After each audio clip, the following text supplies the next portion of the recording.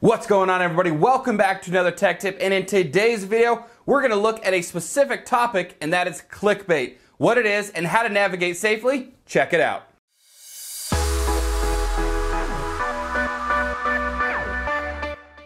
So I've been sitting here at the computer just trying to figure out different ways to explain to you what clickbait actually is, and the conclusion that I came up with is to actually just show you some examples of clickbait. So I'm literally going to pull up a Google image search of clickbait, and we're going to go and look through some of these examples.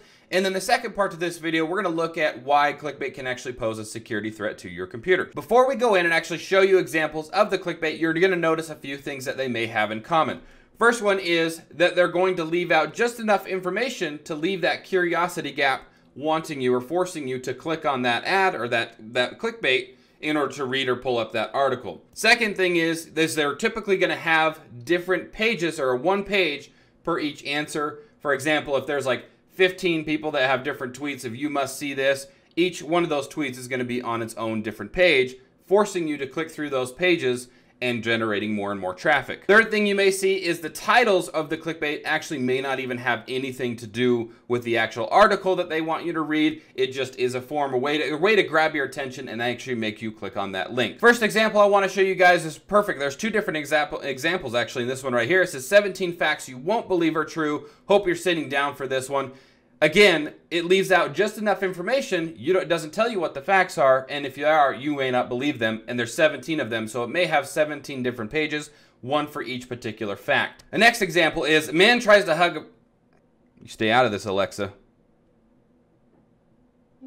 Another perfect example is a grid-like form of different types of clickbait. As you can see on your screen, you may have different types of websites or articles that you've read through, and as you scroll down to the bottom, you may notice this on there, and it basically gives you the same cliche titles, lack of information, but just enough to draw you in, but not actually give you the answer, begging you to click on it and actually generate traffic for that particular URL. Man tries to hug a lion, you won't believe what happens next. They use a large media of a man hugging an actual lion to get you to click on it to say, oh, what happened next? So these are just perfect examples of clickbait. You can usually identify them because they're going to have, like I said, they're going to leave out information. They're going to use the catchphrases, you won't believe what happens next, or the results are stunning, or something along those lines. And you can identify those typically because they have, a lot of typos in there. The grammar is not exactly correct. So the next part of the video is to why clickbait can pose a security threat to your computer. And there's a few different options here. There could be hidden opt-in features. If you find like,